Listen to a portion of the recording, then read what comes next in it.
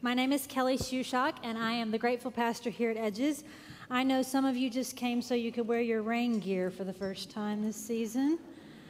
The rest of you came like I came because you needed more bread and water because you've already eaten yours twice over this week waiting for the thing to come. Did you see on social media they said that waiting for a hurricane is like being stalked by a turtle? I thought it was good imagery. And yet many of us are connected to, and all of us in the human family are connected to the people that it's affecting. So like all things that are happening everywhere in the world, we pray for help, and we pray that where possible we can be the help.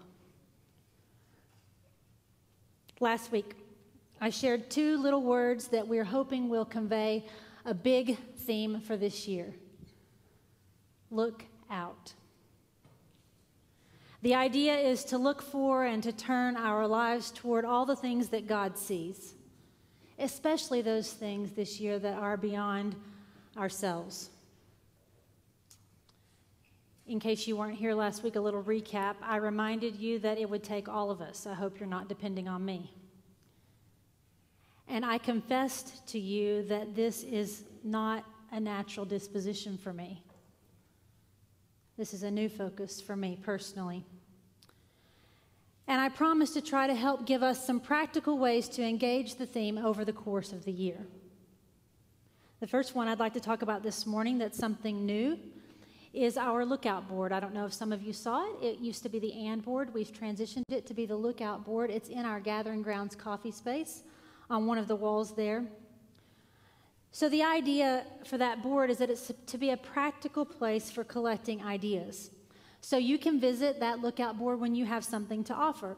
Like if you have an article that you might want other people to think about, or an opportunity that you think we should consider, or at least some of us should consider, you can just bring it and post it on that board. There's no filter. There's no funnel that something has to get through to go on that board. Because it's something that someone in this community cares about, we're going to consider it something that maybe some of the rest of us need to think about. And you can visit it when you're considering looking out, but you need some help with knowing how, which is how I will probably mostly visit the board. You can see some things others have posted.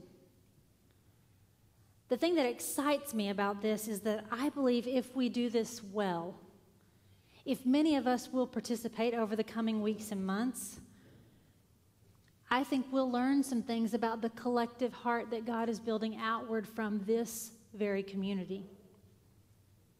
I think our heart will grow. Also, just for fun, there are some stickers that are at the board today. They look like this. They're on the shelf right next to the board. They just say, look out, and they have our verse for the year. We made some of these to be little reminders, stuff you could put on your dashboard or your water bottle or your laptop. Things that might help be a reminder of how you want to locate your focus on any given day. So the stickers are free. Take one or a few if they would help you or you think they would be helpful to someone that you know. And we also promised last week today would begin our first Lookout series for the year called Look Out, Here Come More Elephants in the Church. Now, we almost got trampled last year when we did this series. That's why it's called More Elephants. We did 7 last year. It was a stampede. So this year we're going to narrow the focus to just 3, we think. Together we're going to engage in 3 big, hairy topics that God cares about, but that we don't usually want to talk about, especially in the church. Maybe even some topics we don't think the church should talk about or be involved with. You'll notice, if you see the screen, that the 3rd elephant is still up for grabs. It'll be this community's choice. So, community, what do you hope God could help us see or focus on differently that is often or even usually ignored in the church? What do you hope God could help us see or focus on differently that is usually ignored in the church? Just be thinking about that to yourselves. And as you have thoughts, either now or sometime this week, Here are a couple of ways you could offer them. The first one is, we are so trendy. There are some elephant-colored pieces of paper around the room. You could write it on that piece of paper and put it in one of our offering boxes by the door, and it'll get to us, and we'll see what are some of the collective things folks are thinking about. If you can't find an elephant-colored piece of paper, then you can also go to the website, www.bumcedges.com/elephants. And there's a ready-made form right there that will collect your thoughts, and we'll log them in a way that we can begin to see what's the collective heart that's rising from the community. Well, as you saw, today's elephant is politics. You all look so excited. Really, I guess it's an elephant and a donkey in the church.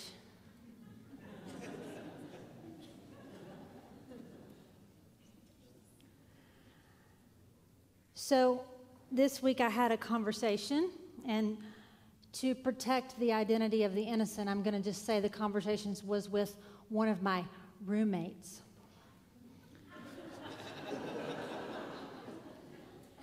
The roommate said, "Why are you going to talk about politics?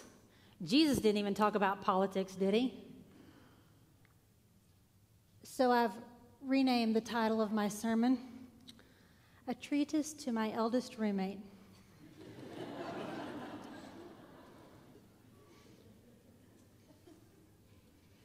Politics. Politics first, the word comes from the Greek word politica. This shouldn't surprise any of you. I could have just made that up. That word, though, means the affairs of a group. Broadly speaking, I want to ask you to start broad. You're asking yourselves, when's she going to say something about Trump? The answer was just then. Let's try to be a bit broader as we start together this morning. How power is gained and used in human community. Politics. How power is gained and used in human community. The Greek word politica means the affairs of a group.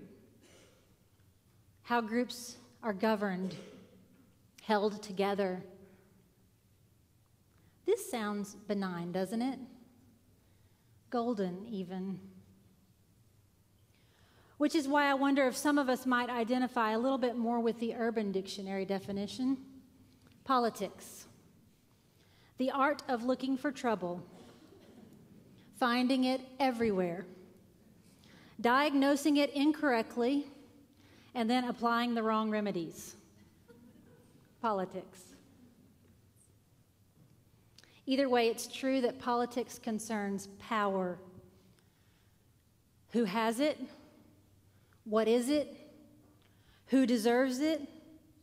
And what it's used for. Politics concerns power. Who cares about the public life of our human community? Who gives a rip about power in the public square?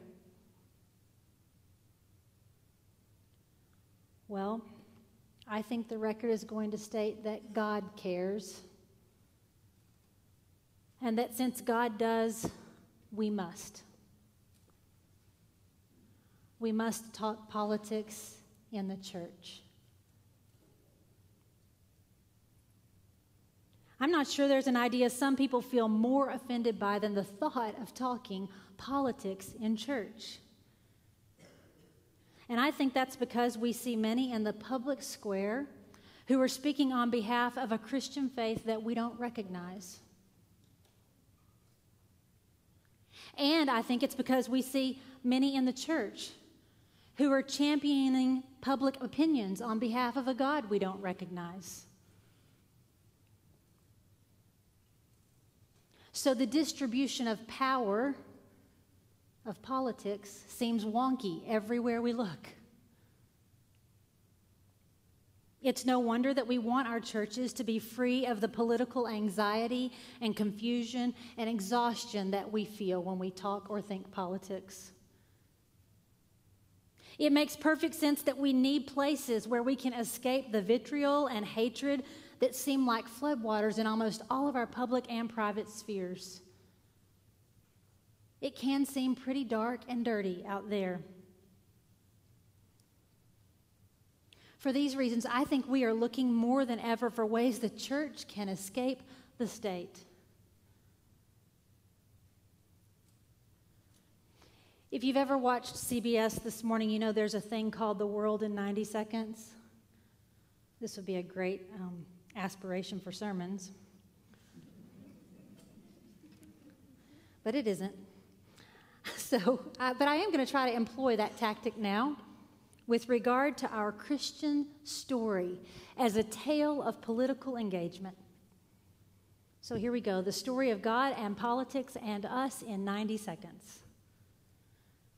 When God put into motion the idea of a world where humans would live with deference to God and with dominion over creation, humans became the living conduit between the dreams of God and their expression in the public sphere.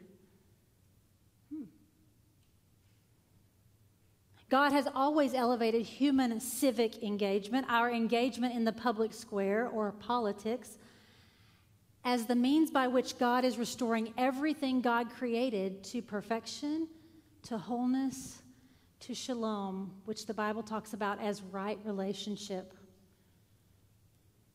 God's always been doing this in the society. This is why biblical prophets and Jesus were consumed with practicing faith in the public forum. And they believe that faith has political consequences. That our faith should have consequences in our society. Just one example.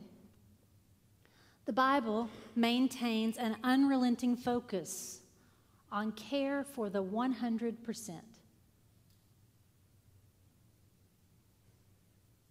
So this means looking out for the common good, not just my personal good.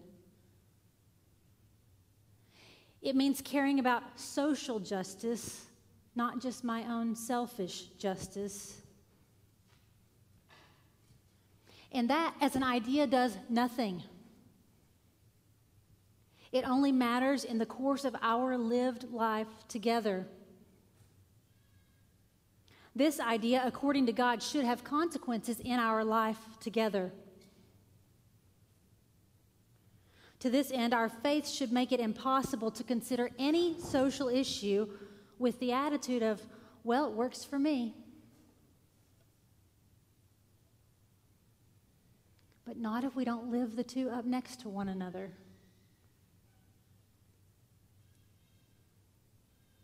And yet, for people of faith, who have been given this vision by God of a world that's being made whole, where people live in shalom, that is, right relationship with each other, where nobody is despised or forgotten, and where the goodness of God's creation is treasured and protected as a gift, all of God's creation.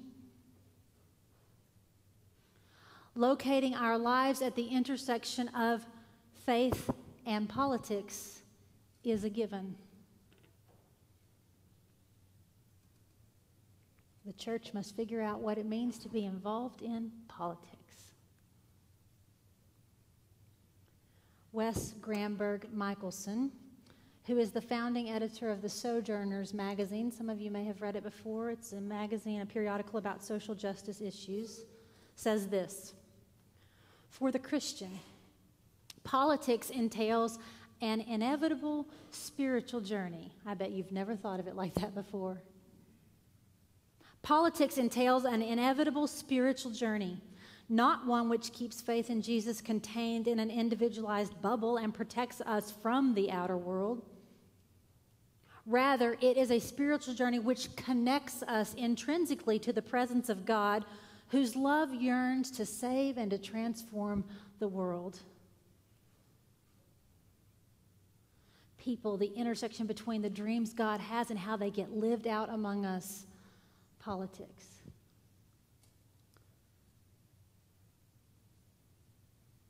I'd like to spend the rest of this morning thinking together about how could we do that. I'd like to offer just a few idyllic and probably improbable possibilities for how we could take a journey that might give God some space to do what Parker Palmer calls healing the heart of democracy, or how we might re-envision the politics of our common life from a place of compassion, which Palmer and I think Jesus would both argue is our only real power.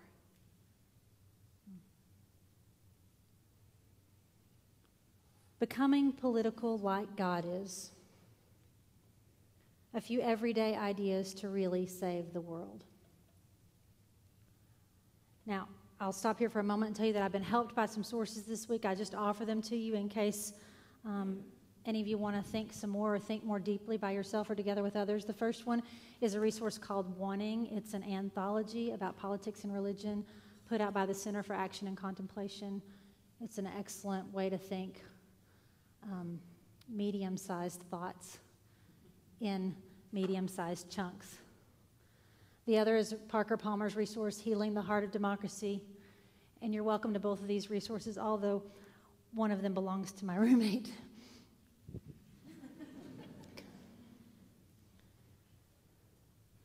Some every ideas that might help really save the world. The first one, skip tolerance.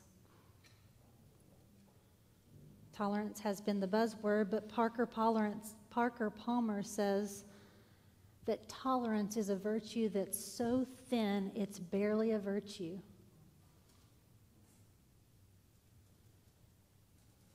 Tolerance might be a healthy position in some ideas, a way to make it through a conversation, but it weakens relationships. Tolerance is the idea, you do your thing, I'll do mine. We'll do them separately. This can work against the aspiration of love and even against the idea of compassion. It releases people from one another, doesn't connect them to one another.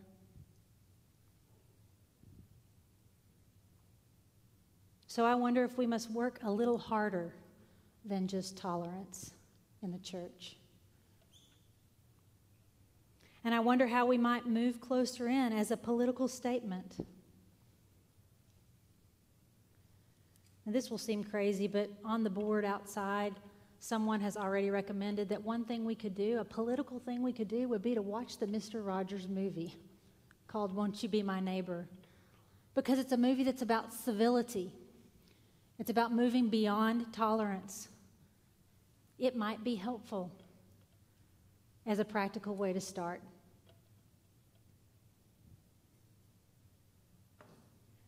Idea number 2, imagine strange attractors. What is that? Imagine strange attractors. I read about a man whose name is Mark Lakeman. Mark Lakeman is an urban designer in Portland, Oregon. And he was struck a number of years ago by the absence of public common spaces in Portland, if you can believe it. Things look very different now if you go to Portland. So Lakeman and others challenged the community to think of ways to come together, and he called these ways strange attractors. He said we have to have some new idea for enhancing the public sphere, enhancing our public forums. So they took one neighborhood, and in the middle of that neighborhood, at the major intersection of that neighborhood, they closed it for 1 week, and they painted on the ground at the intersection there in the neighborhood. And then they put bins of paint and paintbrushes, and they invited people to come and add to the paint that was at the intersection of their neighborhood. And then in addition to doing that, they restructured the mailboxes in the neighborhood and put them all together in one common spot right there at the intersection where the painting was happening. And then they added water sources for pets and for people, like a water fountain for pets and for people, right there at that same intersection. And it became a public place, a sphere of influence, a place where natural politics began to happen. What strange attractors might help us let more folks in? Might help us open ourselves to the common good? Might help us know what the common good is? Imagine strange attractors. We have a couple of those in the works here already. You're going to think they're strange when they air. I hope you'll think of some too that we might explore together this year. Idea number 3, which I think is just a good bottom line idea for those of us who don't know what to do, who are terrified of all the big hairy issues that seem to fall under the umbrella of politics, is make direct care non-negotiable. Make direct care non-negotiable. So Richard Rohr says that political divisions, whatever they are, whatever you think about one political side or the other, these should never prevent us from direct assistance to others who are in any form of need. He says there are things we can always do. We should never question whether it's right to volunteer at a senior center or to be a part of anything veterans need help with. We should be okay with volunteering at soup kitchens and food banks. We should be willing to teach English classes for immigrants or serve in after-school tutoring for kids. Because people who are in direct need direct care. And we shouldn't even have to ask what we think about that politically. We should just be willing to step in and do it where we're able. One thing we can do to engage in politics is to be willing to offer direct care when people are in need. On my computer home screen, I have a quote that I wrote years ago. I don't even know where it comes from. But it just says, reclaim the idea of put it under your pillow for the night. Reclaim the idea of put it under your pillow for the night. The idea is that kind of before the digital age, we used to have wait time for things. You disagree with someone or you get angry and you wait till you saw them the next time, or you might call them back on the phone later, but everything wasn't so immediate. What if in every discussion where emotion is at the front, where emotion is really soaring, we just waited to speak? What would that do to slow down the urgency and the anxiety that's swallowing us up?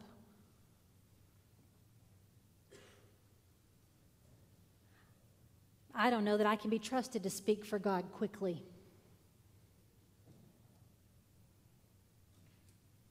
What if we reclaimed the idea that some things would be better put under our pillow for a night so that we could ask ourselves to think like God thinks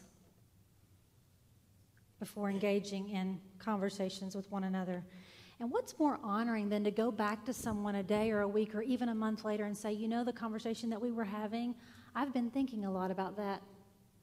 Do you have a few moments where we could revisit it? How might that be part of our way that we engage in the common good? And finally, envision hope.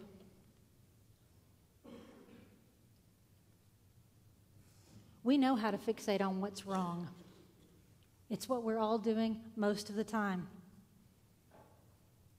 What if at the juncture of what's wrong today, of whatever political cause we don't know what to do about or that seems too big for us to handle, what if we ask the question, not more of what's wrong, but what are we hoping for? What are you hoping for when you think about immigrants? What are we hoping for when we think about the pipeline in Blacksburg? What are we hoping to protect, to preserve, to value, to care about? How might we still move toward what we hope for instead of fixate on what's wrong? Envision hope. And sometimes I don't know how to hope about things, big things. Some of you know we've been working with the Blacksburg Refugee Partnership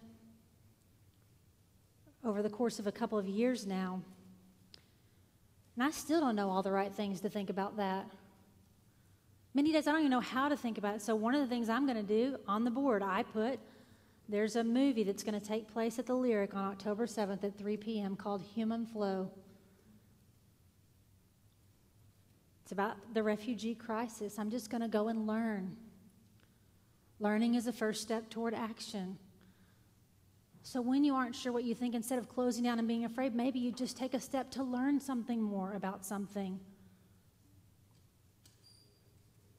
Another way I often envision hope is kind of silly. It seems so silly to even recommend here. I listen to songs like that song, The Kingdom is Yours, when I'm at the juncture of something I don't know what to do about. The kingdom is yours. The kingdom is yours. Hold on a little more. Hope is not the end. No, hold on a little more. It is not the end. Keep your eyes on. Hope is in the Lord. Keep your eyes on Him. I said I listen. I don't sing.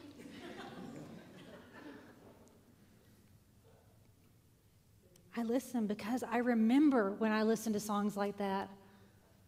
I remember what it is to reclaim the hope that God always has for the world, the wholeness that God is always making happen through all who will choose to be a part of it. So this morning, I'd like to ask you, of those ideas, tiny and few, what's one idea that could help you?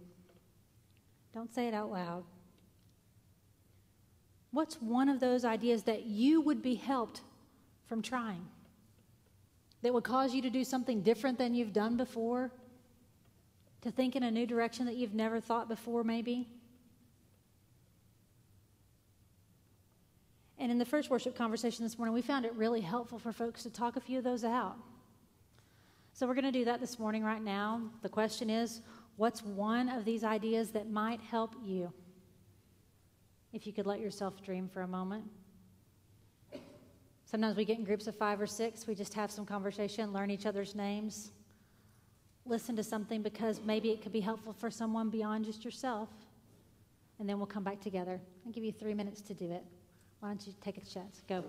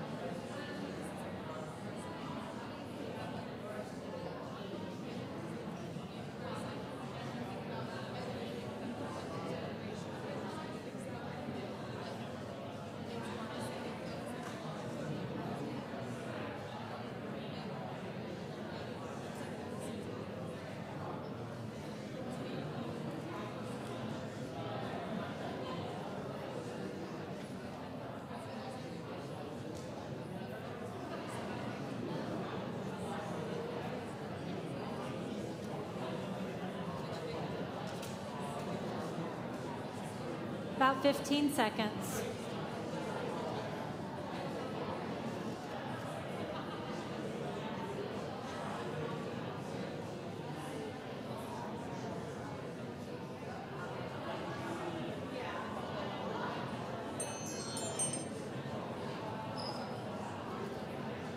Oh, that's time.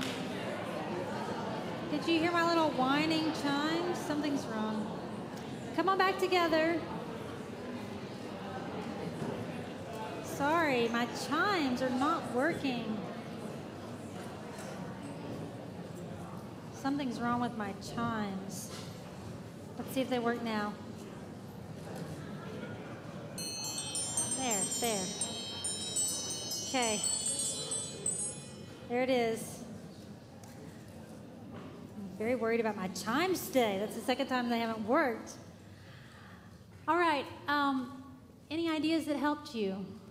Any of these 5 things that somebody could envision themselves doing that you thought, wow, I think I'll hold on to that one. Well, for me, I think it's really cool because I think skipping tolerance and like make direct care will kind of go hand in hand. Like that's the way that you don't tolerate is by being direct. Yeah. And this is like really personal for me because like I'm a political science major that like literally hates politics. Like because it's like affected a lot of relationships with my family, and I can like see tangibly how these things have like divided like the relationships that I have in my community, like nuclear community. So like I don't know. I think that specifically with one member of my family that will remain nameless. Just say your roommate. Yeah, my roommate. I've seen that like in order, because I've pretty much tolerated our relationship up until this point because I've seen like he just loves to get under my skin about politics, and that's become what our relationship is consumed by.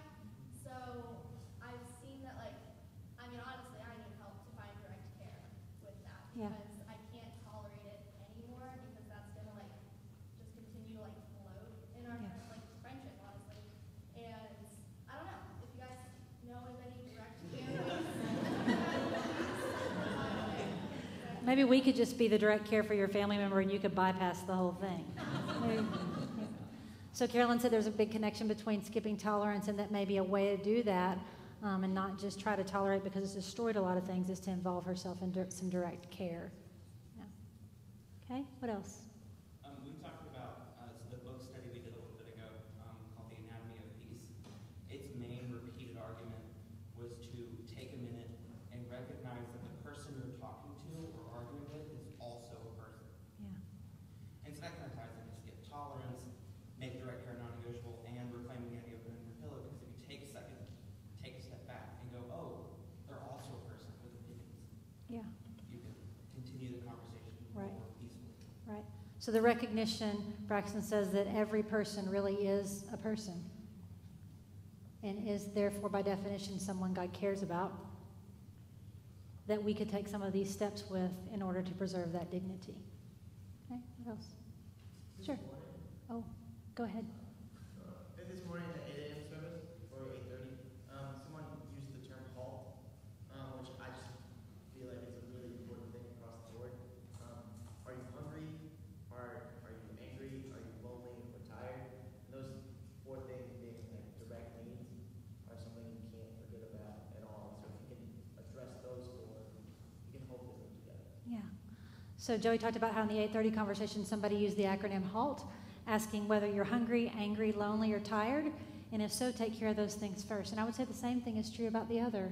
If you know they're hungry, angry, lonely, or tired, those are the places to start for direct care and for hope. Right here, Jake. Expanding on the idea of imagining strange attractors, really get to know someone and understand their context before you engage in an argument with them.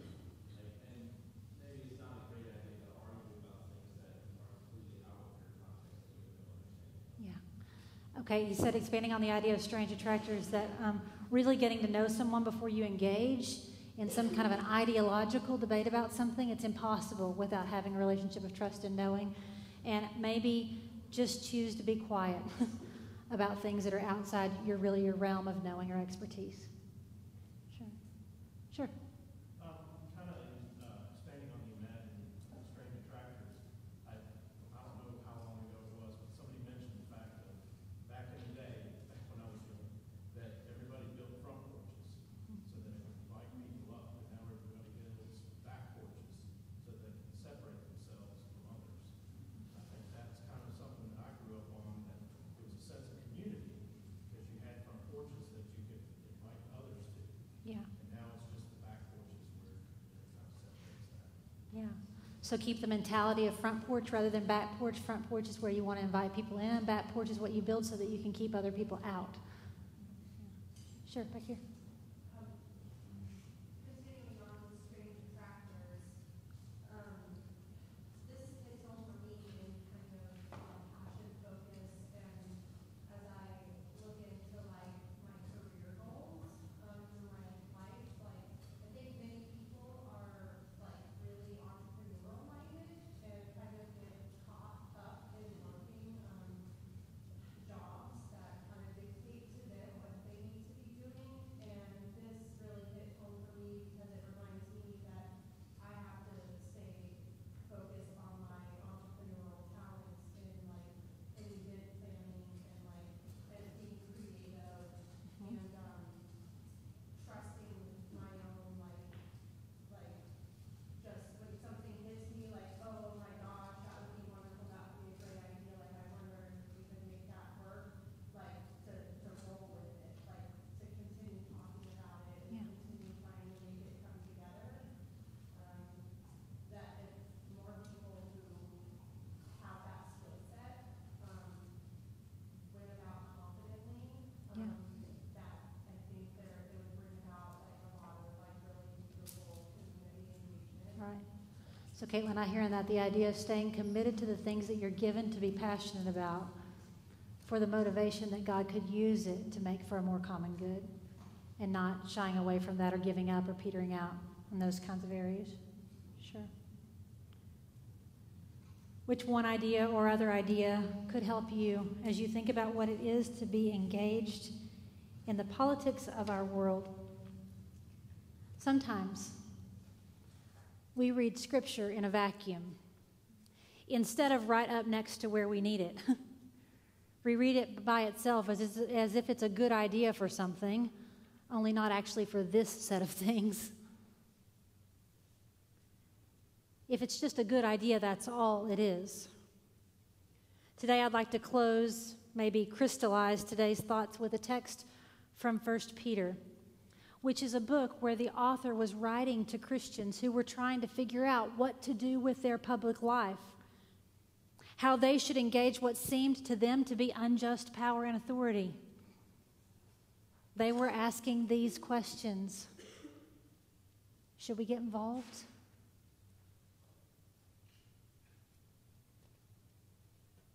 It seemed to them like a lot of things had gone wonky. The practical suggestions that I've offered to you, they find their origins in this text. They come from the text. The text doesn't come from them.